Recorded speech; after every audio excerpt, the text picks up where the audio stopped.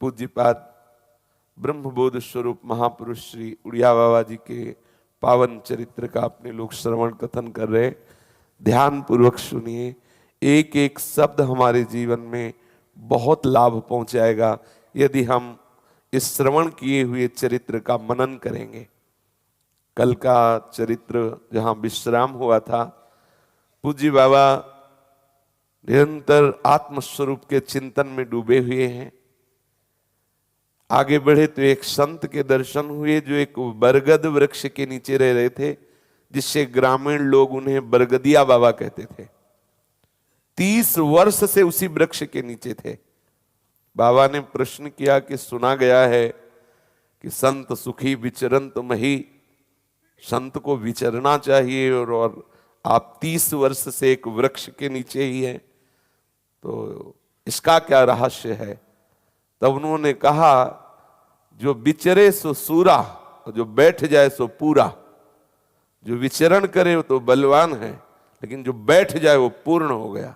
विचरे सो सूरा, बैठ जाए सो पूरा। बाबा को बड़ा सुख मिला, बिल्कुल साधुता भरा उत्तर सुनकर आनंदित हुए। बाबा ने पूछा कि आप अपने कुछ अनुभव बताइए, तो उनका हम बिल्कुल पढ़े लिखे नहीं हैं, पर हमारा अनुभव मय्येवं सकलम जातम मयि सर्वम प्रतिष्ठितम, यह है भगवत भजन का प्रभाव। बिना पढ़े लिखे सब ज्ञान आ जाता है। पूज्य श्री मथुरादास जी महाराज कहते थे, अजी हमने कभी स्कूल का मुख नहीं देखा, विद्यालय का मुख नहीं देखा, और जब बोलते तो पूछो मत, कोई भी शास्त्र ऐसा नहीं था जो उनकी जिह्वा पे विराजमान ना हो, क्योंकि सियाराम नाम उनकी जिह्वा में विराजमान है। फिर क्या दुर्लभ है। जो रात दिन नाम भगवान का रटन करते हैं, समस्त शास्त्रों का ज्ञान उनके हृदय में प्रकाशित हो जाता है। मय्येवं सकलम जातम मयि सर्वम प्रतिष्ठितम। आह, सब कुछ मेरे से प्रकट हुआ है, मैं ही हूं। मैं जो भगवान बोल रहे चतुर्श्लोकी भागवत में, मैं ही मैं, उस मैं का अनुभव किए हुए बरगदिया बाबा। पूज्य महाराज जी ने देखा कि उनके शरीर में गलित कुष्ठ हो गया है और बड़े बड़े कीड़े पड़े हुए हैं। मुख में तेज है, प्रसन्नता है, कोई व्यथा नहीं। कीड़े गिरते हैं तो उठा करके पुनः रख देते कि भैया तू बाहर जाएगा, मर जाएगा, तेरा आहार यही है, इसको तू खा। बाबा आश्चर्यचकित हो गए, उड़िया बाबा। देखो ये, और ये नहीं कि ये केवल ज्ञान से ही ऐसी स्थिति होती हो, ऐसा नहीं। अपने भोरी सखी जी भोलानाथ जी, उनके भी कान में राधा वल्लभ लाल की सीधे बड़ी पिचकारी, तो ऐसे दर्शन कर रहे थे, भाव में सीधे पिचकारी से पूरा का पूरा रंग से जल अंदर गया। इतने अंतर्मुख महापुरुष थे, ध्यान ही नहीं दिया, वो जल धीरे धीरे सड़ा, फिर उसमें कीड़े पड़ गए। तो सेवा कुंज में बैठे थे, से कीड़े कान से निकल रहे थे, और अपने चिंतन, आप सोचो कान में एक चींटी चली जाए तो कैसा होता है। फिर और भक्तों ने प्रार्थना की, कोई जरूरत नहीं। बोले नहीं बाबा आप जरूर। तो उस समय मथुरा अस्पताल में पूज्य श्री भोलानाथ जी को, भोरी सखी को ले गए। डॉक्टरों ने कहा ऑपरेशन होगा, बेहोश करना पड़ेगा। उनका इसकी जरूरत नहीं है, आप 30 मिनट पहले हमें बता दीजिए कि हम 30 मिनट बाद ऑपरेशन करेंगे। भोलानाथ जी ने श्री हरिवंश श्री हरिवंश, बस स्थूल सूक्ष्म कारण तीनों से परे जो अपना सहचरी वपु है उसमें स्थित हो गए।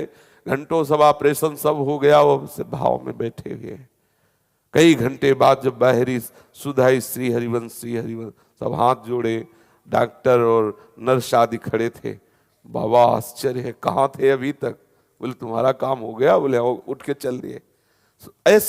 ऐसा नहीं कि कल जो चर्चा हो रही थी कि चाहे कोई भी मार्ग हो, पांचों भूले देह सुधि, देह शुद्ध भूले बिना आप किसी भी रस का अनुभव नहीं कर सकते।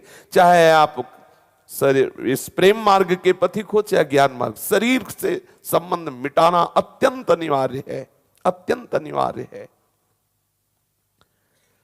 बाबा उनकी धैर्य की स्थिति देखकर प्रसन्नता में डूबे हुए मस्ती से आगे बढ़े। एक जगह योग वासिष्ठ का प्रवचन कर रहे थे एक विद्वान, बहुत ही विद्वतापूर्ण। बाबा अवधूत वृत्ति से पीछे बैठ गए, सुनने लगे।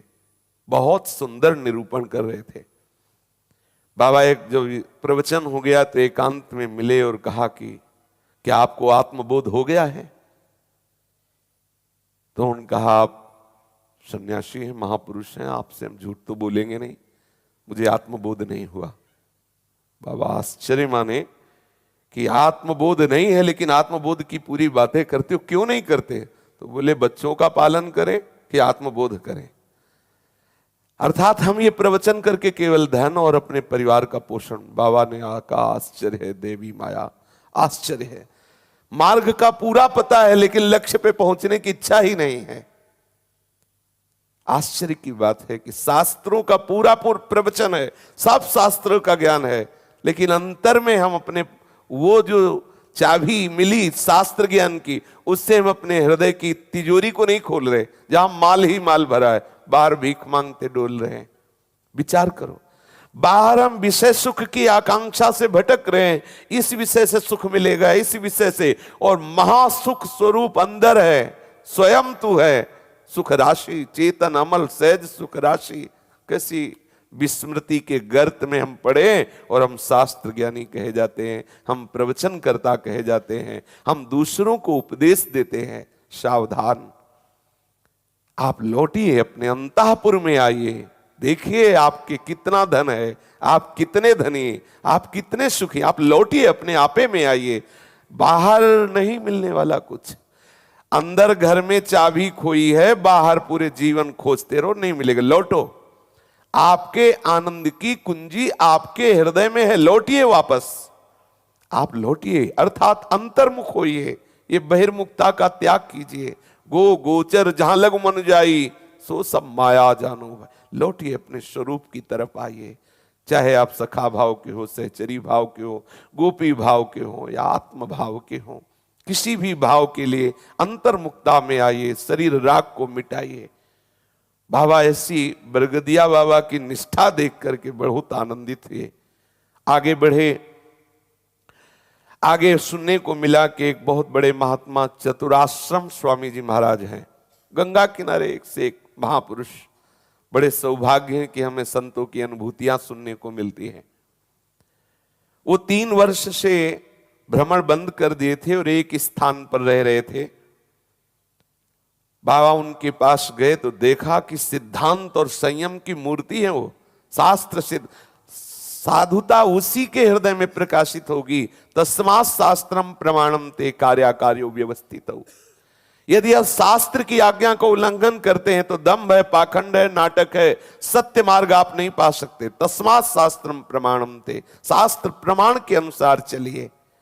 सिद्धांत और संयम से आप अपने स्वरूप की तरफ लौटेंगे।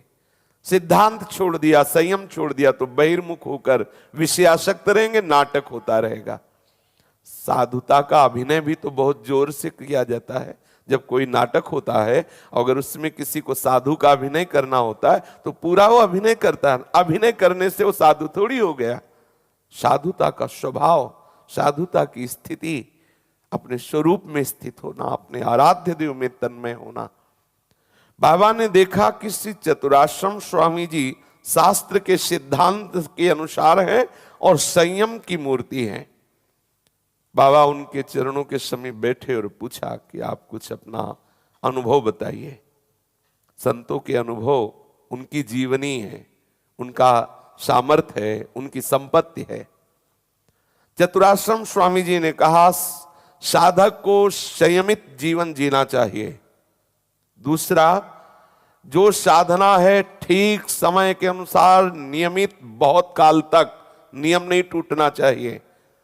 स्वाध्याय और साधना जितनी जैसी ठीक समय पर दीर्घ काल तक वैसी होनी चाहिए। तीसरा, लक्ष्य को ध्यान में रखते हुए ही सब चेष्टाएं करनी चाहिए। जो भी चेष्टा तुम्हारी हो रही, तुम्हारे लक्ष्य से विलग नहीं होनी चाहिए।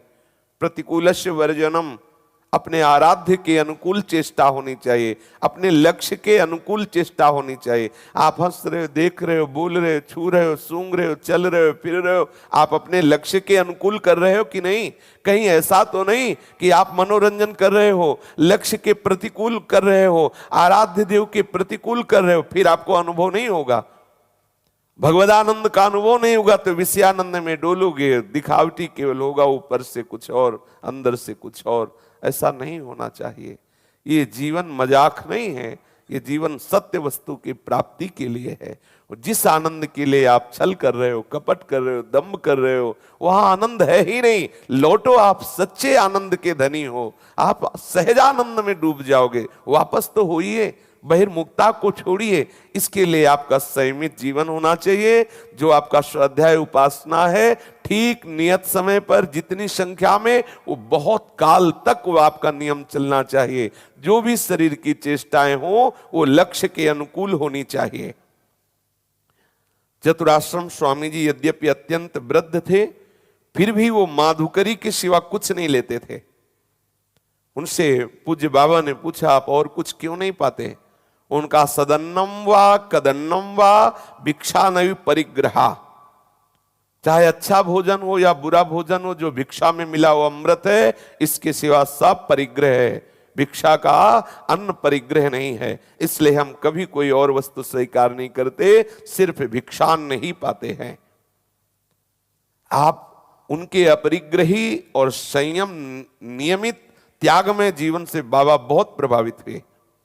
उनमें विशेष बात देखी कि वो वृद्ध थे पर किसी से कोई सेवा नहीं स्वीकार करते थे, पूर्ण निवृत्ति मार्ग के पथिक। केवल 2 घंटे देते थे समाज को सत्संग के लिए, शेष हर समय एकांत रहते थे। 2 घंटे वो देते थे, उसमें से कोई आवे, भगवद वार्ता का जनित कोई प्रश्न करे तो वो समाधान कर देते, भगवत चर्चा करते। 24 घंटे में 2 घंटे बकाया शेष समय एकांतवास करते। युवावस्था में तो कभी किसी से मिले ही नहीं, कभी किसी से बोले ही नहीं, निरंतर साधना में संलग्न रहे।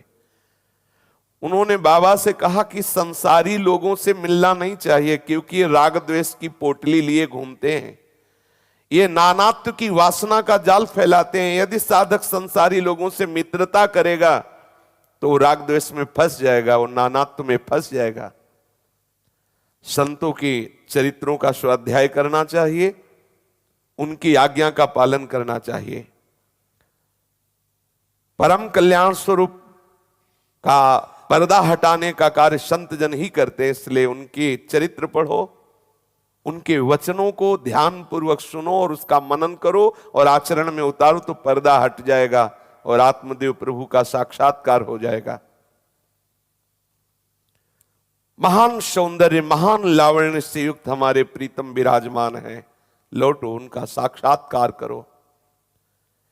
जीवन को दुख से आनंद की तरफ ले जाओ, अंधकार से प्रकाश की तरफ ले चलो, भय से निर्भयता की तरफ चलो, अहंकार को ठीक ठिकाने पर लगा दो। अभी अहंकार गलत लगा हुआ है, विद्या बुद्धि देह रूप यौवन आदि आदि। अहंकार को ठीक ठिकाने पे लगा दो, अविनाशी रस में डूब जाओगे। ये बनावटी सौंदर्य में मत फंसो, बनावटी सुख में मत फंसो। चिदानंद सुख में ही तुम्हारी स्थिति है, चिदानंद सुख में ही तुम तृप्ति का अनुभव करोगे, बनावटी में नहीं। यह जगत सब मायाकृत बनावटी है, लौटो। देखो केवट सच्चिदानंद प्रभु के जब चरण स्पर्श किए तब कह रहा अब कछुनाथ न चाहिए, मिल गया। बहुत काल में कीन मंजूरी, बहुत काल तक मेहनत की, आज फल मिला है। आज अब कछुनाथ न चाहिए, पायो परम विश्राम, अब कृतकृत्य भयो मैं।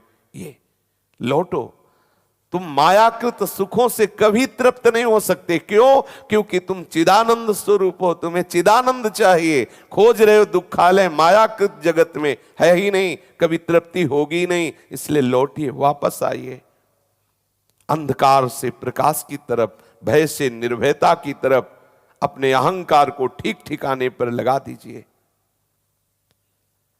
यदि संसार के इस अनादि प्रवाह में संत और ये महापुरुष भक्त जन न होते तो सृष्टि का कब प्रलय हो गया होता, कब सब जल मरते। इन संतों के प्रभाव से ही सुरक्षित हैं।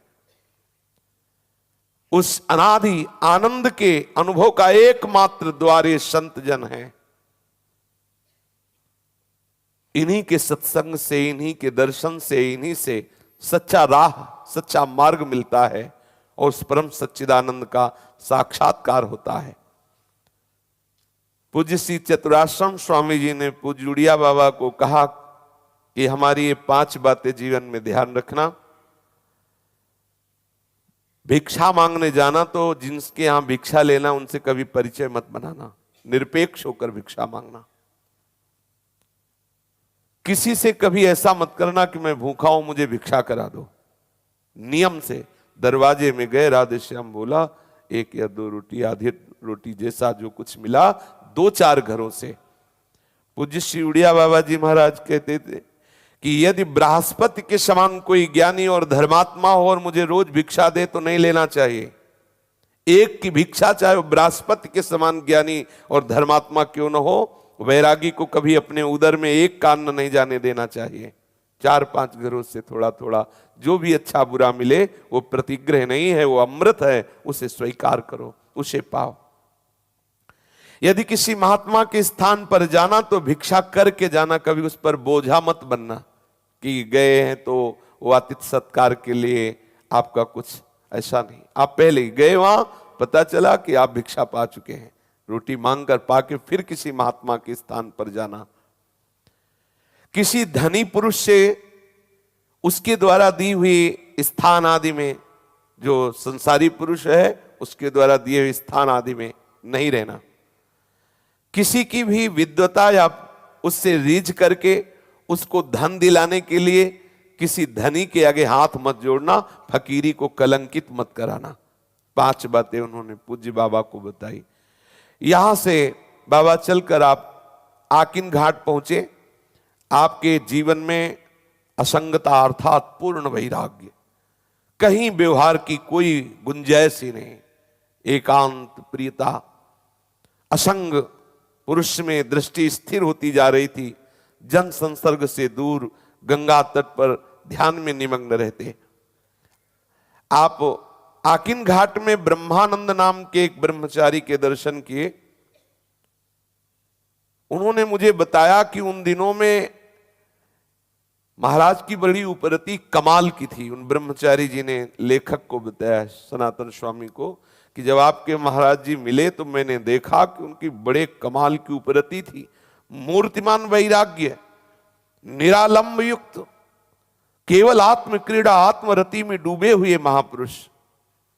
ब्रह्मचारी जी ने जब सुना कि गंगा तट पर एक महापुरुष ध्यानस्थ बैठे हुए हैं तो अपने शिष्यों को भेजा कि दर्शन करके आओ, क्योंकि वो सब महान साधक थे।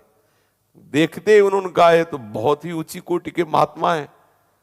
तो ब्रह्मचारी जी ने कहा इनकी सेवा करनी चाहिए, कैसे बुलाएं, स्वतः तो वो आएंगे नहीं, क्या किया जाए, प्रार्थना करेंगे तो इतनी उपरति में है, उस नशे में है वैराग्य संगता कि वो आएंगे नहीं।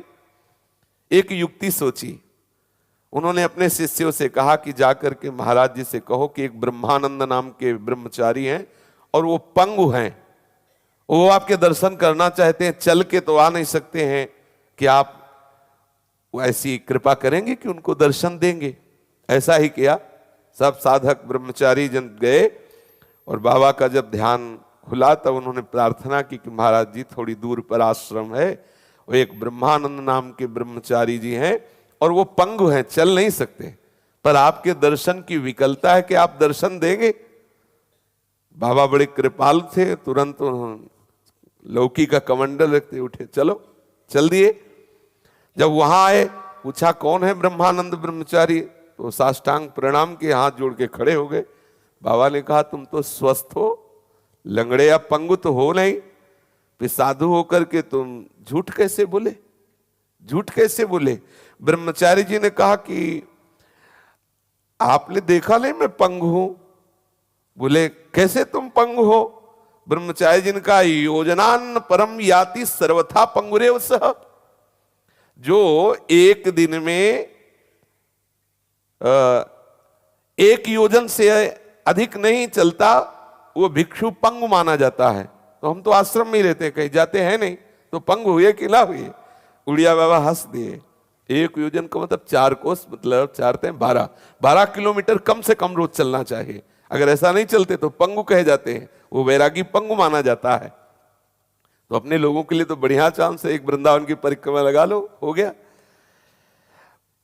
श्री उड़िया बाबा जी हंस दिए और बोले साधु शाही उत्तर दिया। मतलब साधु शाही उत्तर मतलब शास्त्र प्रमाणित दिया, नहीं तो डांट लगाते, तुम झूठ कैसे बोल दिए कि तुम पंग हो। तो ब्रह्मचारी जी चरणों में हाथ जोड़ के खड़े, बड़ा आनंद रस का प्रवाह चला। महाराज जी जब मुस्कुराते तो अमृत बरसता, क्योंकि ब्रह्मानंद से छके हुए महापुरुष। और प्रार्थना की ब्रह्मचारी जी ने कि आप एकांत में खुले मैदान में हर समय रहते हैं, मेरी ऐसी भावना है कि आप कुछ दिन आश्रम में रहें और सेवा स्वीकार करें। आप उनका प्रेम देखकर, उनकी दैन्यता, उनका अनुनय विनय देख करके कुछ दिन वहां रहना स्वीकार कर लिया। एक फूस की अलग कुटी थी, उसी में ठहर गए। नित्य प्रति योग वासिष्ठ का वहां प्रवचन होता था। संसारेव दुःखानां सीमान्त इति कथ्यते, तन्मध्ये पतितो देहि सुखमासाद्यते कथम। संसार दुख की सीमा है और इस संसार रूपी दुख समुद्र में ये शरीर एक दुख की तरंग है, और इस तरंग को पकड़कर तुम सुखी होना चाहते हो, कैसे सुखी हो सकते हो। भागो, संसार से राग रहित हो, शरीर से राग रहित हो। दीर्घ स्वप्नमिमं विद्धि दीर्घ वा चित्त विभ्रमं, दीर्घम वापि मनोराज्यम संसारम रघुनंदन। हे श्री राम, वशिष्ठ जी कह रहे हैं ये संसार कुछ नहीं, बहुत पुराना स्वप्न जैसा है, ये चित्त का भ्रम है, ये केवल मनोराज्य मात्र है, सत्य नहीं है। इसलिए इससे चित्त हटाओ, इससे मन हटाओ और जगो, इस स्वप्न का अंत कर दो, एकमात्र अपने स्वरूप में स्थित हो जाओ। परम सत्य, बार बार वही संसार का दृश्य, वही चिंतन, वही भोग वासना, वही जीने की इच्छा, वही मरने का भय। कितना भ्रम है, कितना भ्रम है। ऊपर उठा जाए इससे। बहुत सुंदर समय है। सब शास्त्र, किसी भी मार्ग के शास्त्रों को पढ़ के देखो, शरीर और संसार के राग का बिना नाश हुए आप आगे नहीं बढ़ सकते हो। जे भी ये श्लोक बाबा ने सुने तो जैसे कोई आग में और घी डाल दे, तो थोड़ा जो कुटिया में रहना स्वीकार के एकदम फिर आग उपरती की लगी, सुनते ही फिर और सावधानी पे और सावधानी। जैसे कभी महापुरुषों से कोई भगवत चर्चा करे तो वो बार बार कहते हैं मैं तुम्हारा बहुत कृतज्ञता पूर्वक वंदना करता हूं, तुमने हमारे इष्ट की याद दिला दी। ऐसा तो क्या वो ये विस्मरण किए हुए थे क्या? नहीं, और नवम नवम सुख मिलता है। जो ही ये श्लोक सुने वैराग और उपरति बढ़ने लगी। परात्पर शुद्ध परम तत्व में, आनंदमय में, आनंद विहार में हृदय की वृत्ति। वहां कोई भी साधक किसी भी तरह से विषय सेवन नहीं करता। साफ माधुकरी मांग करके पाना, शास्त्र चर्चा और एकांत में स्वरूप अनुसंधान में ध्यानस्थ रहना, भजन परायण रहना। वहां यह शिक्षा दी जाती थी कोई भी मान अपमान में ना फंसे। चाहे मान हो चाहे अपमान हो, उधर दृष्टि ही मत दो। चाहे जितना कोई बड़ा अत्याचारी हो, तुम्हारे प्रति अत्याचार कर रहा हो, तुम उसे श्राप मत देना, दंड मत देना, क्षमा करो, तभी आप अपने स्वरूप में पहुंचोगे। यदृच्छा लाभ में संतुष्ट रहो, किसी भी द्वंद्व से परास्त मत होना। सर्दी गर्मी, मान अपमान, निंदा स्तुति सबको सहो। देखो आप परिपक्व उपासक हो जाओगे यदि ऐसा करोगे।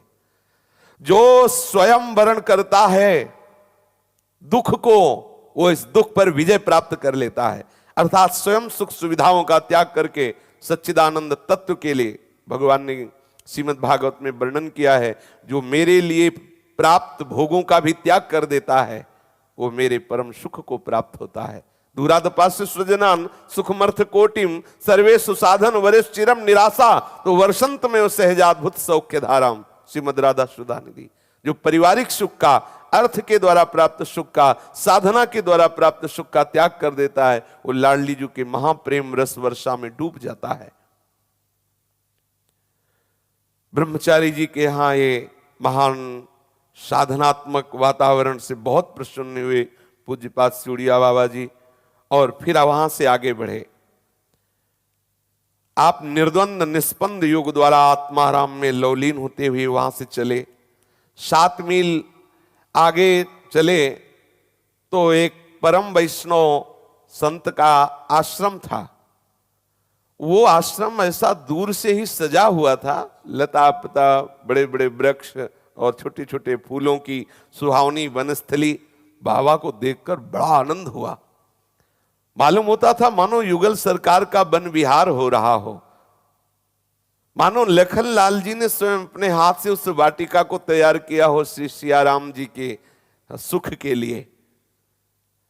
एक विशाल पीपल का वृक्ष था, उसमें सुंदर वेदी बनी हुई थी। वहां आप जे भी पहुंचे तो आनंद विभोर होते हुए एक वैष्णव नाचते हुए रोते हुए बाबा के चरणों में लौटने लगे। बाबा आश्चर्यचकित, एक तो आश्रम की वो सुंदरता देख करके बाबा आश्चर्यचकित, और दूसरे ये कि वैष्णव ने देह ही देखा बाबा को नाचने लगे, रोने लगे, चरणों में लौट गए। रोमांच अश्रुपात सारे प्रेम के विकार बाबा उन वैष्णव जी में देख रहे, और वो वैष्णव बार बार रोते हुए कह रहे, अहो भाग्य, अहो भाग्य, महत कृपा, महत कृपा। बाबा आश्चर्यचकित हो रहे। बाबा बार उनको उठाया, बार बार चेतना ला रहे। वो काफी देर में सजग हुए, स्वस्थ हुए।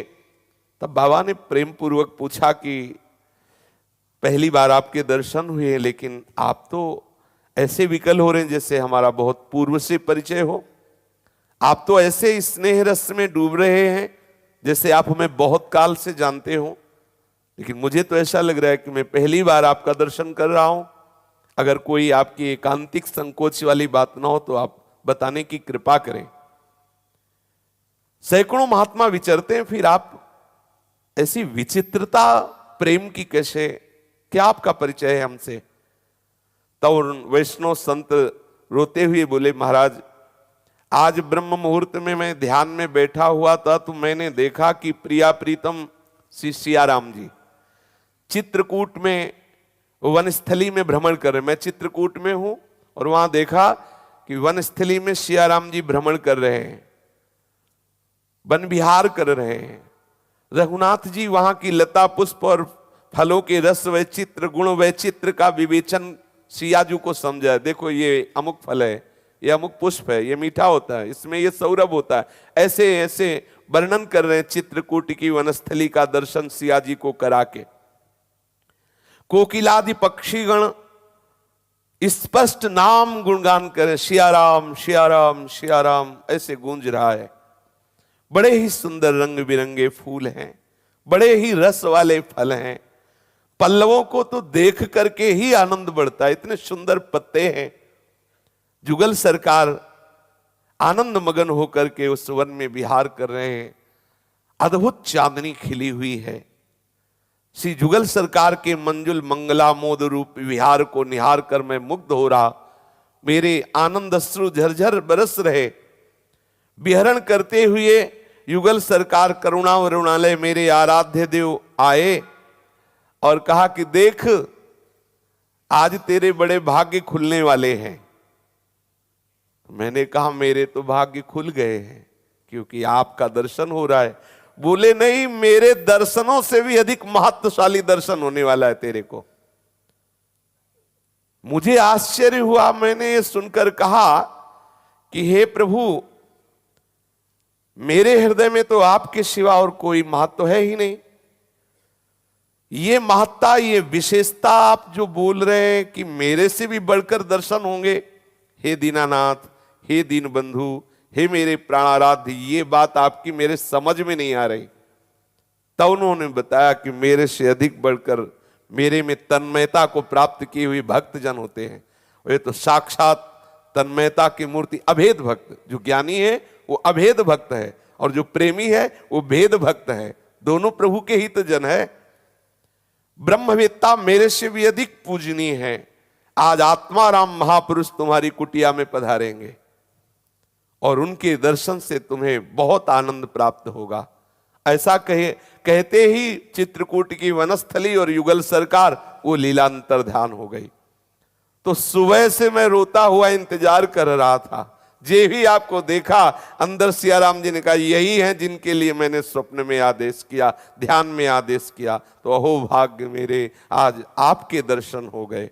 महाराज जी उनकी बात सुनकर आश्चर्यचकित हो गए। सोचने लगे आनंद कंद भगवान कितना प्यार करते हैं, आगे से आगे कैसे सूचना पहुंचाते चले जा रहे हैं। श्री रघुनाथ जी की अत्यंत दुलार भरी इस चेष्टा से उड़िया बाबा बहुत हृदय में द्रवित हुए। कोई भी ऐसा नहीं जो इनके प्यार से बच जाए। ज्ञानियों की शिरोमणि जनक जी राम जी को देखते ही विकल हो गए थे। कैसा प्रभु प्यार करते हैं, उड़िया बाबा बार बार हृदय में विचार कर रहे हैं। कैसी उनकी दैवी शक्ति आगे से आगे व्यवस्था कर रही है। योगक्षेमम वहाम्यहम का साक्षात्कार बाबा को हो रहा है। ज्ञानी त्वात्मयी में मतम, यानी साक्षात मेरी आत्मा है। वो आत्मा से बढ़कर किसी से प्यार नहीं होता। ये बाबा देख रहे हैं कि प्रभु मुझे कितना प्यार कर रहे हैं। वैष्णव की सेवा स्वीकार की। क्या सेवा? सूखे सत्तू वो बाबा को पवाए। बाबा कह रहे थे कि सत्तू में जो स्वाद मिल रहा था पूछो मत, क्योंकि प्रेम से डूबे हुए वैष्णव, ये दैन्यता और प्रेम से वो वस्तु का स्वाद महान हो जाता है। और अहंकार और प्रेम शून्य से चाहे जितनी महान वस्तु हो, वो स्वाद रहित हो जाती, बेकार हो जाती है। फिर उन वैष्णव से आज्ञा लेकर के आप आगे बढ़े।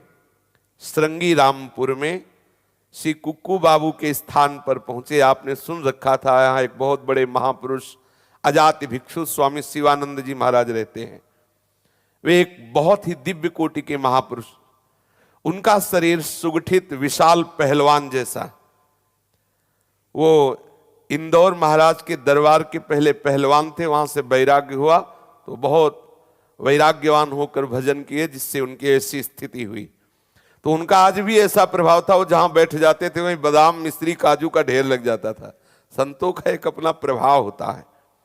बड़ी अद्वैत निष्ठा के वो प्रेमी महात्मा थे। बाबा उनके पास गए दर्शन करने के लिए, तो उन्होंने कहा लोकानुवर्तनम त्यक्त्वा त्यक्ता देहानुवर्तनम शास्त्रानुवर्तनम त्यक्त्वा स्वाध्यासापनयम कुरु। लोक देह शास्त्र का अनुवर्तन छोड़ो और अपने स्वरूप में स्थित हो जाओ, निवृत्त हो जाओ सबसे, शरीर से, संसार से, सबसे निवृत्त होकर अपने स्वरूप में स्थित हो जाओ। परम निवृत्ति का उन्होंने उपदेश किया। रात्रि में उनके साथ आपका सत्संग हुआ। आपने कहा कि निर्विकल्प समाधि के बिना ज्ञान निष्ठा सुदृढ़ परिपाक नहीं होती, किंतु दावे के साथ कहता हूं कि यदि ब्रह्म बोध हो जाए तो निर्विकल्प समाधि की भी आवश्यकता नहीं, हर समय उस समाधि में ही रहता है। पर ऐसा अनुभव हो जाए।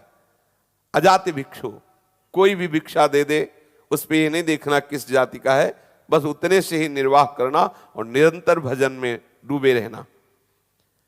स्वामी शिवानंद जी ने आपसे कहा कि असंग रहना, जीवन में कभी किसी से ममता ना होने पावे, सावधान रहना। निरंतर अध्यात्म चिंतन में रहना, अध्यात्म नित्या विनिवृत्त कामा। जित संग दोषा, किसी से ममता ना होने पावे। ध्यान रखना भगवान की माया अघटन घटना पटीयसी है। बड़े बड़े ज्ञानी ध्यानी मानी को भी फंसाने में देर नहीं लगती, इसलिए सावधान रहना।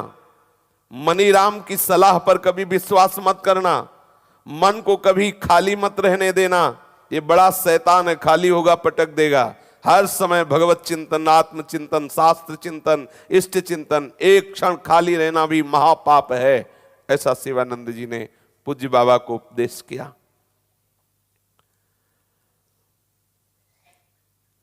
आगे बढ़े। एक संत ने बताया कि हाय हाय, लोग हड्डी या बाल पड़े हों तो बचा के निकलते हैं, लेकिन इस शरीर से प्रेम करते हैं जिसमें और कुछ नहीं है, यही हड्डी मांस रक्त मल मूत्र बाल, इससे प्रेम करते हैं, इससे अपना स्वरूप मानते हैं। कैसे आश्चर्य की बात है, लोग कितने अज्ञान में फंसे हैं। महाराज जी ने पहले ही निश्चय कर लिया था कि मैं अपने जीवन को ऐसा बनाऊंगा कि चाहे जितनी सुंदरी स्त्रियां हों उनके समीप रहने पर भी हमारे अंदर कोई विकार ना आवे, चाहे जितना सुंदर भोग स्वादिष्ट दिखाई दे रहा हो, मेरी रसेंद्री कभी लालायित ना हो, कभी शरीर का कोई द्वंद्व हमें परास्त न करे। मैं इस शरीर के साथ मुर्दे जैसा व्यवहार करूंगा, कभी इसको अपना स्वरूप नहीं मानूंगा। भूख प्यास प्राण के धर्म है, मेरे नहीं। काम क्रोधादि मन के विकार है, मेरे नहीं। मिटिया मेट कर दूंगा इन सबको। यह है साधक का दृढ़ निश्चय, ऐसा ही होना चाहिए। या हम इतने कमजोर हो गए, अरे मन नहीं लगता, अरे अब रह नहीं पाते, ये सब क्या? आप जितना भयभीत होते जाएंगे दुश्मन उतना चढ़ता चला जाएगा। आपके पास साधन बल है, आश्रय बल है, शरणागत जन है, मिटिया मेट कर दूंगा। मरना तो है ही ना, जीते जी मार दो तो महात्मा हो जाओगे, बस अंतर इतना ही। मरा तो है ही, मरेगा तो है ही। कितनी बार मर चुके हो, नई बात थोड़ी होने की आप पहली बार मरेंगे, बहुत बार मर चुके हैं। प्रतिक्षण मरी तो रहा है शरीर, आप जान नहीं रहे। एक बार हिम्मत करो और निकलो इस विषय दलदल से, देखो आप आनंद के समुद्र में डूबेंगे। पर यह निश्चय दृढ़ होना चाहिए। आज दृढ़ निश्चय करो और एक सप्ताह के अंदर जिस दृढ़ निश्चय में आप चलोगे उसी का प्रश्न आ जाएगा। आप देख लो, करके देख लो, जहां आप कमर कसोगे वहीं घसीट के गिरा दिए जाओगे, और जब गिरे पड़े हो तो कोई बात नहीं, और जहां आप चलने की कोशिश की वहीं आपको फिसलन डाल दी जाएगी। तभी तो जब हम सोचते हैं भजन करना तभी ये बाधाएं आ जाती है। आएंगे कि नहीं क्या भाई? परम पद पे आरूढ़ होने जा रहे, जीवन मुक्त होने जा रहे हो, ये दुश्मन बहुत काल से सता रहे, ये ऐसे छोड़ देंगे क्या? जहां देखा किसने कमर कसी कि आज सत्संग में सुना, बस आज ऐसे चलेंगे, वहीं गिरा देगा। बस आप सावधान रहना, कुछ भी हो जाए, मर जाऊंगा लेकिन नहीं, शास्त्र विरुद्ध भोग नहीं भोगूंगा। अब नहीं, अब लो निशानी, अब ना नशई हो। दृढ़ निश्चय। आप एक संत के दर्शन किए जो एक स्थान में ही रहते थे, वो आसन नहीं बदलते थे, जहां बैठे वहीं। आप आश्चर्य मानेंगे, एक संत के दर्शन हुए शिशोलर, जब बिंदौर इछावर उधर जब भ्रमण कर रहे थे हम, तो सुनने को मिला कि एक संत 20 वर्ष से एक आसन में है। गप है, ऐसा लगा। तो एक परमहंस जी मिले तो उन्होंने कहा कि सिसोलर किधर है? तो हमें तो पता नहीं। बोले हमने सुना है कि एक महात्मा है जो 20 वर्ष से एक ही आसन पे है, मैं उनके दर्शन करना चाहता हूं। हमको हमने भी सुना है। तो बोले चलते हैं। फिर पूछते पूछते 3 दिन में वहां पहुंचे सिसोलर। वो आश्चर्य की बात, बिल्कुल आंखों देखी बात। जब वहां पहुंचे तो ऐसे भीड़ लगी हुई थी जैसे कहीं कोई मेला लगता है ना, किसी भगवान की कोई पर्व उत्सव में, ऐसे लोगों की अपार भीड़, बाहरी गाड़ियों की भीड़। और जब वहां पहुंचे तो देखा एक कमरे में एक आसन पर वो लेटे हुए थे, बस मुर्दावत चेष्टा, थोड़ी देर में एकदम ऐसे देखते फिर से। और उनकी पूजा ऐसे हो रही थी जैसे देवी देवताओं की नहीं होती, गांव में लोग करते हैं, बलिहारी जाओ गुड़ और घी मुंह में लगा रहे, जल ऐसे नहीं करते, ठीक ऐसे पूजा हो। कुत्ता आया सबके बीच से, पेड़ा खा के उनके मुंह से ऐसे चला गया। कोई मतलब बिल्कुल फ्री, कोई शासन नहीं, तुम चढ़ाओ दूसरा उठा ले गया, कोई मतलब नहीं था। और वो एक घर में थे। उस प्रसंग वहां बताया लोगों ने कि एक सिद्ध रोटी राम बाबा उनके गुरु भाई थे। तो रोटी राम, इंदिरा गांधी उनके दर्शन करने गई थी, तो रोटी राम बाबा को अंतिम लीला बड़ी विचित्र हुई थी। उनके भक्तजन बैठे थे, उनसे कहा कि तुम लोग जाओ, हमारे जाने का समय आ गया। तो वो 9 बजे रात्रि में गुफा में जाते थे। तो उनके सेवकों को लगा गुफा में जाने के लिए कह रहे, और जब गुफा में गए, सुबह जब प्रायः गुफा के बाहर मिलते थे लेकिन नहीं मिले, तो अंदर गए तो देखा तो इतनी उनकी ये गर्दन की इतनी चिरैया जिसे कहते हैं उसे कोई काट दिया था। ऐसे महापुरुष को पता नहीं क्या लीला, जैसे पूज्यपाद महाराज को गड़ा, ये बड़ी विचित्र लीलाएं होती। और वो भिक्षा करने गए थे, वो उनके गुरु भाई थे रोटी राम बाबा के, सिसुलर वाले महाराज जी।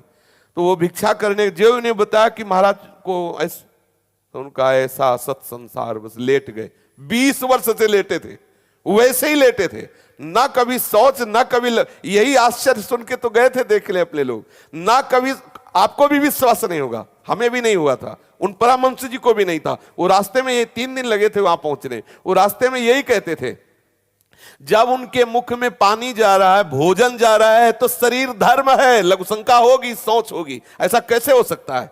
ये मान सकते हैं कि कुछ दिन के लिए योगी अपने योग बल से शौच लघु शंका आदि रोक सकता है, लेकिन 20 साल से, और वहां जाने पर बिल्कुल ऐसा ही सा कोई संशय नहीं रह गया। वो पहुंचे हुए महापुरुष थे परमहंस जी जो साथ गए, उनका बिल्कुल पक्का यही स्थिति है।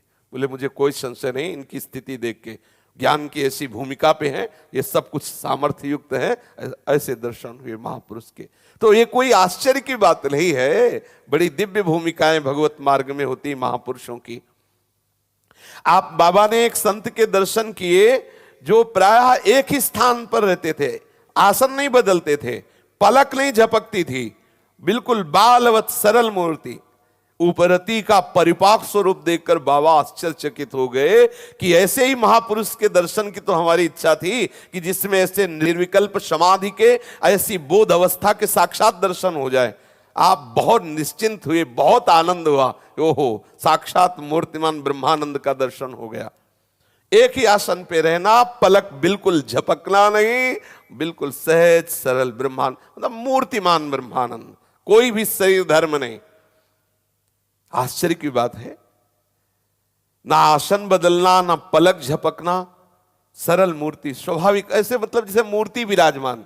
कितने आश्चर्य की बातें हैं। जीते जी साक्षात चिदानंद स्वरूप, देह भी हो गया, नहीं तो मलमूत्र त्याग करना। कभी किस वहां सिसोलर के आसपास जो साधक जन मिले, उनसे भी पूछा गया कि कभी रात्रि में तो सौ, बोले यहां रात्रि दिन भीड़ें लगी रहती है, प्रकाश रहता है, रात दिन भीड़, 1 मिनट भी कभी बाबा खाली नहीं रहते, और भीड़, और कोई इनका निजी सेवक नहीं वहां कि भाई ये बात प्रचार प्रसार की जा रही, कोई सेवक नहीं। जब कुत्ता चढ़ कर, अगर पेड़ा ऐसे, गांव की महिलाएं बलिहारी जाओ, थोड़ा जल डाले, थोड़ा पेड़ा दे, तो कुत्ता आसपास थे, वो दौड़ के चढ़ जाते, पेड़ा खाते चले जाते, कोई रोक नहीं, कोई टोक नहीं। किसी ने 1100 रुपये चढ़ाए, वो दूसरा उठा के ले गया, कोई मतलब नहीं, ऐसा था। भगवत प्राप्त महापुरुषों की बड़ी विचित्र लीला, इसलिए जानना बड़ा कठिन है। आप उन महापुरुष के दर्शन करके बड़े आनंदित हुए। फिर गंगा जी के उस पार 2.5 घाट है, जहां विरक्त संतों का समागम, काफी दिन वहां भी रहने को मिला। गंगा किनारे 2.5 घाट है, फतेहगढ़ फर्रुखाबाद के आगे। बड़े बड़े बीतराग महापुरुष उस समय जब हम भ्रमण कर रहे थे, उस समय भी थे वहां।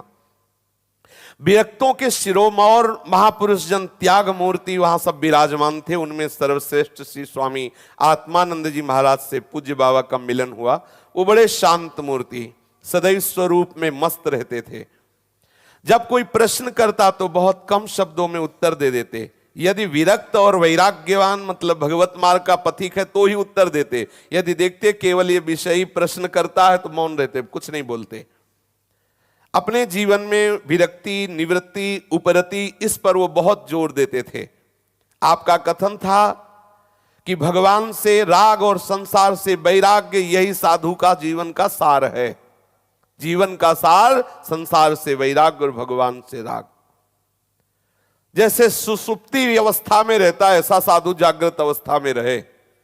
सुसुप्ति अवस्था में, गाढ़ निद्रा में जैसे सोया हुआ है, ऐसे ही संकल्प विकल्प रहित एकमात्र प्रभु में स्थित, उसे तुरीय अवस्था कहते हैं। महाराज आत्मानंद जी ने कहा, धन का त्याग तो सरल है, परंतु एकांत में स्त्री प्राप्त हो जाए और उसका त्याग होना अत्यंत कठिन, इसलिए साधक सावधान रहे। स्त्री साधक पुरुष शरीर के आकर्षण से, पुरुष शरीर साधक स्त्री शरीर के आकर्षण से, और किसी भी शरीर के कामासक्त आकर्षण से सावधान रहे। स्त्रीणाम निरीक्षण स्पर्श संलाप क्षवेलनादिकम प्राणिनो मिथुनी भूता न गृहस्थो गस्त्रयस्त्यजेत। कह रहे थे कि साधक जो वैराग्यवान है वो सदा सावधान रहे, कभी किसी भी तरह से स्त्रियों का दर्शन, स्त्रियों से संभाषण, स्त्रियों के साथ खेलना, ये सब ना करे। यदि गृहस्थ है तो एक पत्नी व्रत संयम से रहकर भगवत आराधन में लगे। दोनों के लिए सावधानी यह है कि किसी भी जीव को मैथुन धर्म से युक्त ना देखे। अगर एक बार दृष्टि चली जाए तो हटा लेना चाहिए किसी भी जीव को। महाराज सौभरी एक मछली को ही इसी मैथुन धर्म से युक्त देख करके विचलित हो गए थे। शास्त्र आज्ञा करता है, संत जन आज्ञा करते, कोई जीव मैथुन धर्म से युक्त हो, एक बार अचानक दृष्टि चली गई, सावधान, दोबारा मत देखो। स्वामी आत्मानंद जी महाराज ने पूज्यपाद श्री उड़िया बाबा को ये आज्ञा करी। मांस का विकार है ये शरीर, मांस का लोथड़ा पड़ा रहने दो, इससे प्यार मत करो। कानों से कम सुनो, वाणी से कम बोलो, ज्यादा सुनो मत, ज्यादा बोलो मत। शरीर के साक्षी रहो, शरीर मत बनो। अपने पास विषयी प्रपंची पुरुष को 5 मिनट भी बैठने मत दो, या तो तुम उठ जाओ या उसको उठा दो। संतों का सिद्धांत है, उससे चलोगे तो आनंदित रहोगे। जो तुम्हारे पास आवे, फल, मिठाई, मेवा जो भी चढ़ावे, उसी को वापस कर दो, ले जाओ, हमें जरूरत नहीं इस फल, मिठाई, मेवा की। आप एकांत में रहते 125 वर्ष की आयु तक भजन किया और अंतिम समय गोबर से भूमि लिपवाई, कुशासन बिछाया, नया गेरुआ वस्त्र धारण किया और प्रणों का उच्चारण करते हुए प्रभु में लीन हो गए। जो जीवन में सावधान चलते हैं उनको निश्चित निश्चित परमानंद की प्राप्ति होती है। आत्मानंद जी महाराज से मिलकर के बाबा को और आनंद की अनुभूति हुई। वो फिर इस पार गंगा के, क्योंकि 2.5 घाट इधर है गंगा के, और आप इधर इधर जा रहे थे तो उधर मिलके फिर इधर आ गए। अब आप ऊपर की ओर चलने लगे। असंगता, निष्प्रियता, निश्चिंतता। आपको लगा कि थोड़ी देर एक बंबा मिला नहर टाइप, उसके किनारे किनारे चलने लगे। आषाढ़ महीना लग चुका था तो आपने विचार किया कहीं चतुर्मास करेंगे। वर्षा ऋतु का संकेत हो रहा था, पुरवैया की वायु चल रही थी, बादल, बिजली तड़क रही थी। सोचने लगे बरसात आ गई, कहीं ठहरना चाहिए। कोई गांव दिखाई नहीं दे रहा था, कोई आदमी नहीं दिखाई दे रहा था जिससे इस विषय में पूछा जाए। सायंकाल हो गया, आप चलते चलते आपको उस नहर के किनारे, बंबा के किनारे किनारे देखा कि भगवान सूर्यास्त हो रहे हैं और एकांत जंगल है। तो एक सिंसिपा के पेड़ के नीचे आप सिद्धासन लगाकर बैठ गए। भूख लगी हुई थी, भिक्षा मिली नहीं थी, रात्रि का समय था। भ्रमण करने वालों को ऐसी कृपा मिलती रहती है, 3 दिन 4 दिन 5 दिन को भिक्षा ही न मिले।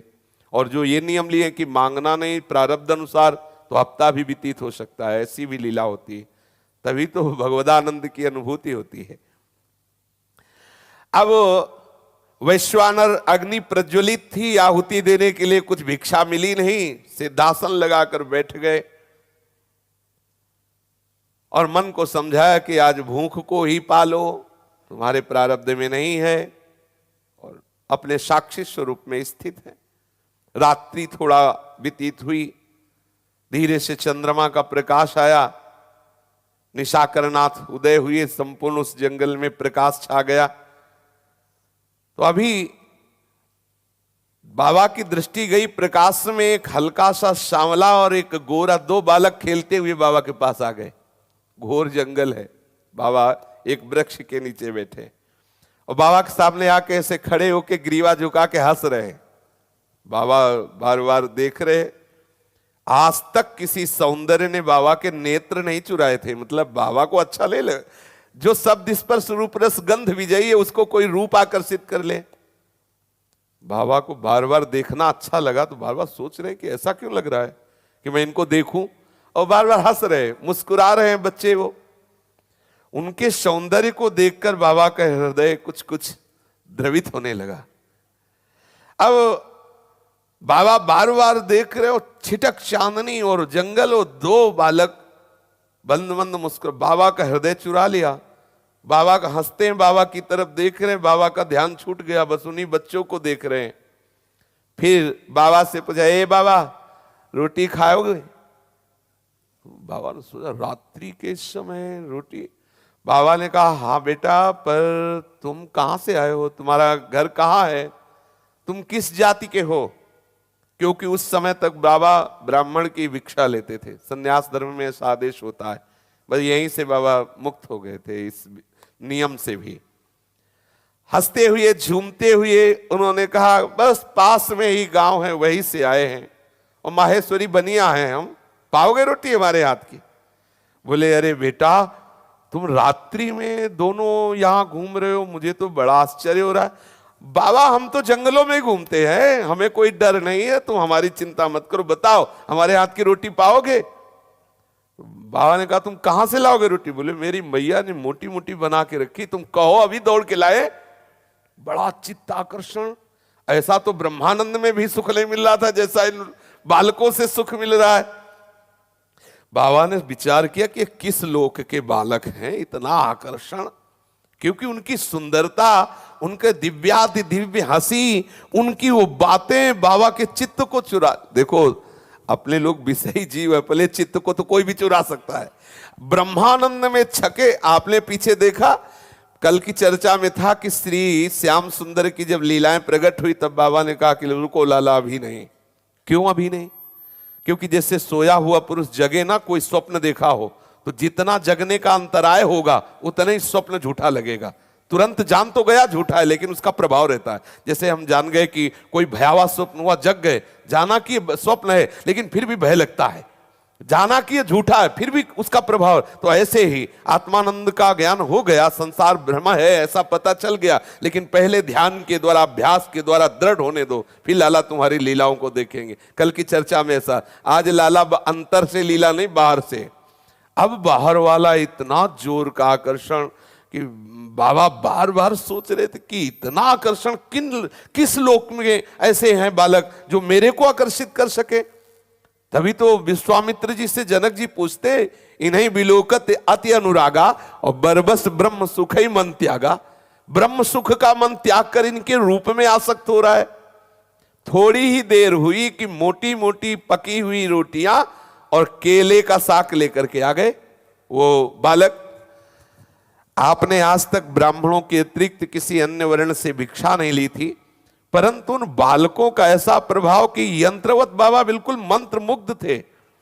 और रोटी ली और गाना प्रारंभ किया। विधि निषेध श्रृंखला का भंजन स्वयं प्रभु कर रहे हैं। अब वो कब हंसते हुए खेलते हुए बालक चले गए, बाबा को सुध ही नहीं रही, इतना वो चिंतन में डूब गए और वो बालक चले गए। आप एक एक कवल में अपार सुख का अनुभव कर रहे हैं, रोटी में बड़ा आनंद, मीठी बोली, तिरछी चितवन, बालवत चपलता और रसमयी रोटी। ब्रह्मानंद भूल गया बाबा का। बाबा उसी में डूबे। बाबा बार बार विचार करके संभलना चाहते लेकिन नहीं संभल पाए। फिर बाबा के आंखों में आंसू बहने लगे। ये काम की बात ये है कि ऐसे हृदय को भी रोने के लिए विवश कर दिया। ये है हमारे ठाकुर की ठकुरई कि बड़े बड़े ब्रह्मानंद में छके हुए महापुरुषों को भी रुला दिया। ऐसा बाबा को पता नहीं चलता आंसू क्यों गिर रहे हैं, विकलता। अभी रात 2 ही घड़ी बीती थी। आप बार बार ध्यान लगाने की कोशिश करते पर वो आत्मानंद में ध्यान नहीं लगता, वो 2 बालकों का ध्यान हो रहा है। वही मुस्कान, वही चंचल चितवन, वही तोतली बानी, वही ललित चितवन मानस पटल पर बार बार नृत्य कर रही थी। आप भीतर ही भीतर जैसे आनंद में डूबना चाहते वैसे ही नेत्रों में आंसू छलछला रहे हैं, बार बार आंसू। पूरी रात बाबा को रोते व्यतीत हो गए। यह है सर्वाश्चर्यमय। ठाकुर की सच्ची विजय ये है, ऐसे ब्रह्म ज्ञानियों को भी रुला दे ऐसा। और अभी ललित त्रिभंगी रूप में नहीं है, बालक रूप में आए हैं। चाहे कोई कितने भी ज्ञान की बातें करे, जब ये हमारा नटवर नागर जो है ना अपना रूप प्रकाशित करता है तो सुखदेव जैसे परमहंस भी चिल्ला पड़ते हैं, रो पड़ते हैं, भाग पड़ते हैं इसके पीछे। हमारी किशोरी जी ऐसी है कि ऐसे को मूर्छित कर देती है, ऐसे ठाकुर को भी। ऐसे अपने वृंदावन उपासक है। गर्व करो अपने लाडली के चरणारविंद की महती कृपा पर कि कहां हमें सीधे जोड़ा वृंदावन धाम। आए कहां बाबा, वृंदावन तो लौट के आए।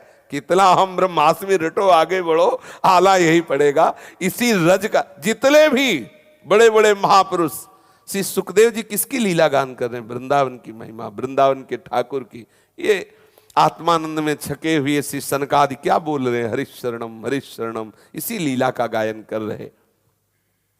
बाबा आश्चर्य मान रहे थे कि बाबा को खुद पता नहीं था कि नेत्रों से आंसू क्यों बह रहे हैं। ये काम की बात बहुत जोर की बात है।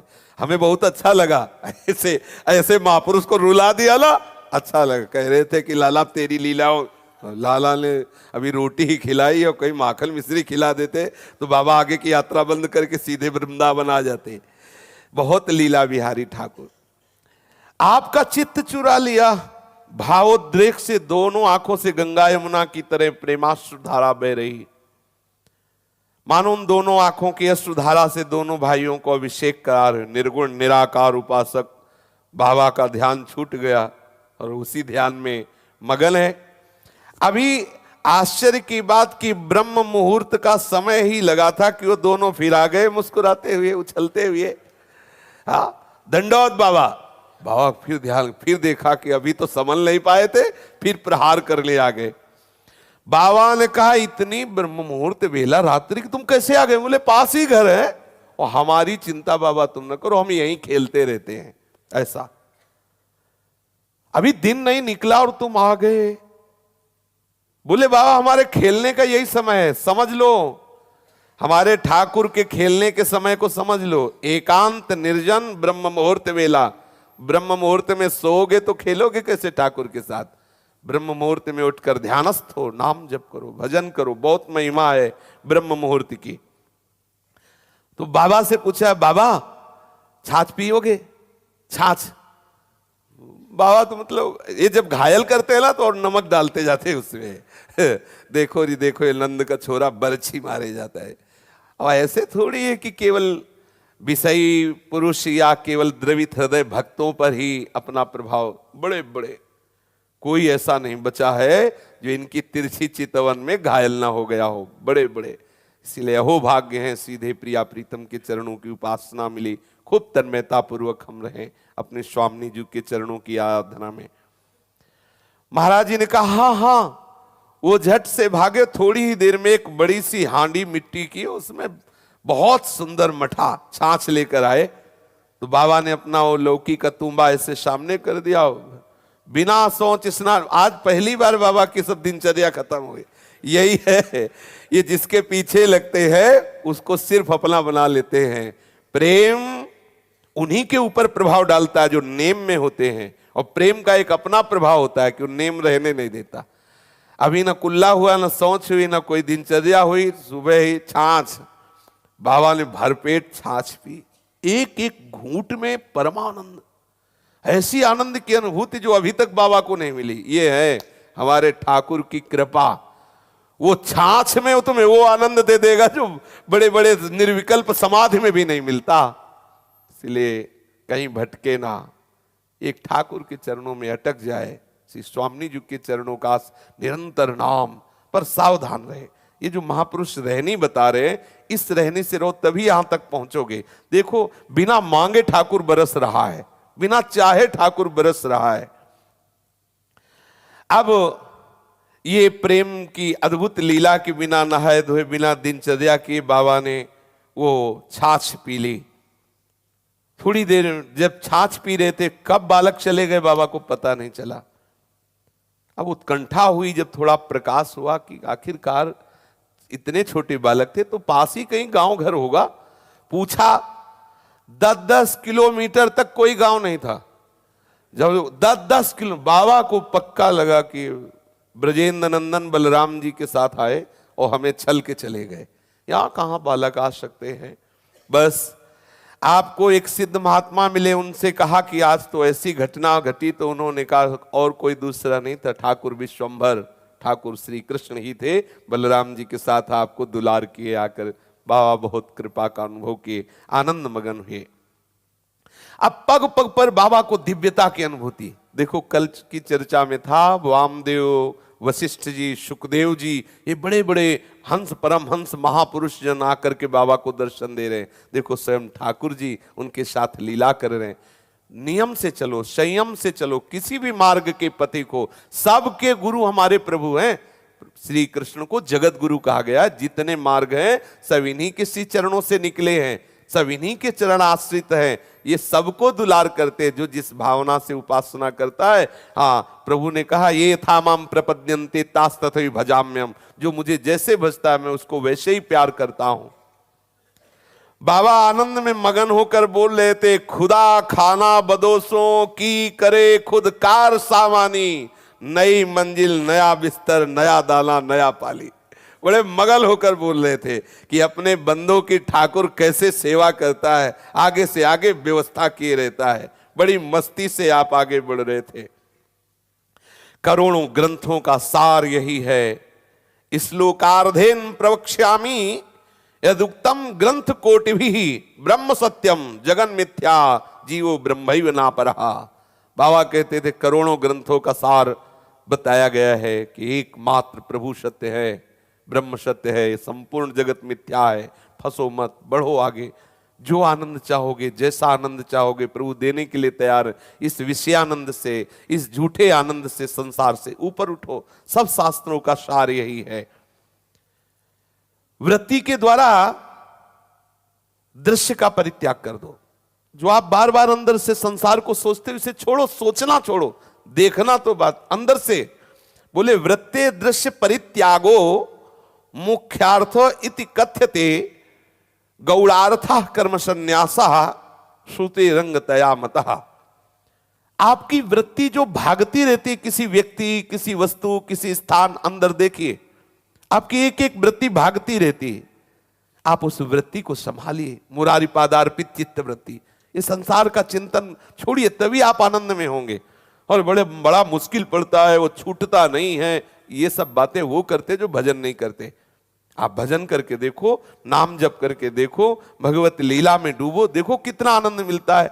नाम जप करोगे तो बलवान बनोगे। बाहरी बातों को छोड़ो, बाहरी चिंतन को छोड़ो। पूज्य बाबा गंगा के किनारे मस्ती से चले हुए, एक बाबा को पद याद था, उस पद को बाबा गाते हुए जा रहे हैं।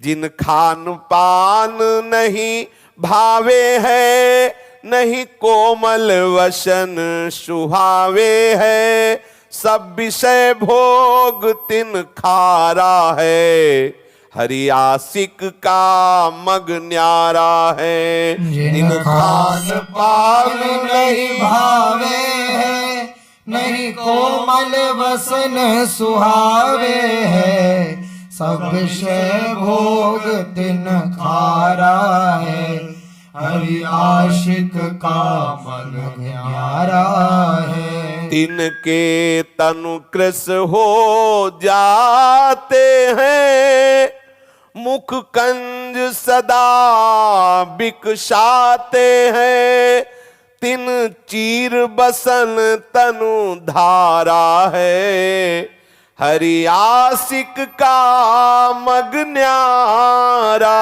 है। तिनके तनु कुछ हो जाते हैं, मुख कंज सदा बिकसाते हैं, तिन चीर वसन तनु धारा है, हरि आशिक का मग न्यारा है। ते अल्प काल जग जीते हैं, महबूब रंग में माते हैं, तिन सभी अनातम जारा है, हरि आशिक का मग न्यारा है। अल्प काल जग जीते हैं, महबूब रंग में माते हैं, तिन सभी अनातम जारा है, हरि आशिक का मग न्यारा है। नहीं मान बड़ाई चाहते हैं, नहीं अपना गुण दिखलाते हैं, तिन आस पास को जा रहा है, हरि आशिक का मग न्यारा है। नहीं मान बड़ाई चाहते हैं, नहीं अपना गुण दिखलाते हैं, तिन आस पास को जा रहा है, हरि आशिक का मग न्यारा है। जो इस मार्ग के पथिक हैं उन्हें खान पान अच्छा नहीं लगता, उन्हें सुंदर कोमल बहुमूल्य वस्त्राभूषण ये सब अच्छे नहीं लगते, सब विषय भोग उन्हें खारा लगता है, क्योंकि ये हरि आशिक हैं। हरि आशिकों का मार्ग सबसे न्यारा है। उनके शरीर कृश होने लगते हैं, मुख में अद्भुत तेज विराजता है, शरीर में फटे पुराने वस्त्रों से शरीर को ढकते हैं, क्योंकि हरि आशिक का मग सबसे अलग होता है। वे अल्पकाल में ही संसार पर विजय प्राप्त कर लेते हैं, क्योंकि महबूब के रंग में माते रहते हैं, प्रीतम के चिंतन में वो डूबे रहते हैं। उन्होंने सभी असत्य भावनाओं को जारा अर्थात भस्म कर दिया है, क्योंकि हरि के मार्ग में चलने वाले प्यारों का मार्ग अलग होता है। वो कभी मान बढ़ाई नहीं चाहते, वो कभी अपना गुण प्रदर्शन नहीं करते जिससे उनकी बड़ाई वाहवाही हो। समस्त आशा की फांस को वो नष्ट कर चुके हैं, क्योंकि हरि के आशिकों का मार्ग अलग होता है। जब राम स्नेही पाते हैं, तिन अपना हाल सुनाते हैं, तिन लोगों से चुप धारा है, हरि आशिक का मग न्यारा है। जब राम स्नेही पाते हैं, तिन अपना हाल सुनाते हैं, तिन लोगों से चुप धारा है, हरि आशिक का मग न्यारा है। जब कोई भगवत प्रेमी महात्मा मिलता है तो अपने दिल की बात उनसे करते हैं, अन्य सब लोगों से चुप रहते हैं, क्योंकि भगवत प्रेमियों का मार्ग सबसे अलग होता है। तिन सब से नाता तोड़ा है, विष विषयों से मन मोड़ा है, एक अपना प्रिय उर्धारा है, हरि आशिक का मग न्यारा है। तिन सबसे नाता तोड़ा है, विष विषयों से मन मोड़ा है, एक अपना प्रिय उर्धारा है, हरि आशिक का मग न्यारा है। ये भगवत आशिक जन किसी से अपना संबंध नहीं रखते, संपूर्ण विषयों के विष के समान मन से ऐसा त्याग कर देते हैं। भोगने की तो बात जाने दो, मन से त्याग कर देते हैं। एकमात्र अपने प्रीतम को हृदय में बार बार चिंतन करते हुए दुलार करते हैं, क्योंकि हरि प्रेमियों का मार्ग सबसे अलग है। अपने चित्त को जोड़े हुए हैं, वे वेद के विधि निषेध की भी परवाह नहीं करते, क्योंकि हरि के प्रेमियों का मार्ग ही कुछ अलग होता है। शेष चर्चा आगे। श्री राधा वल्लभ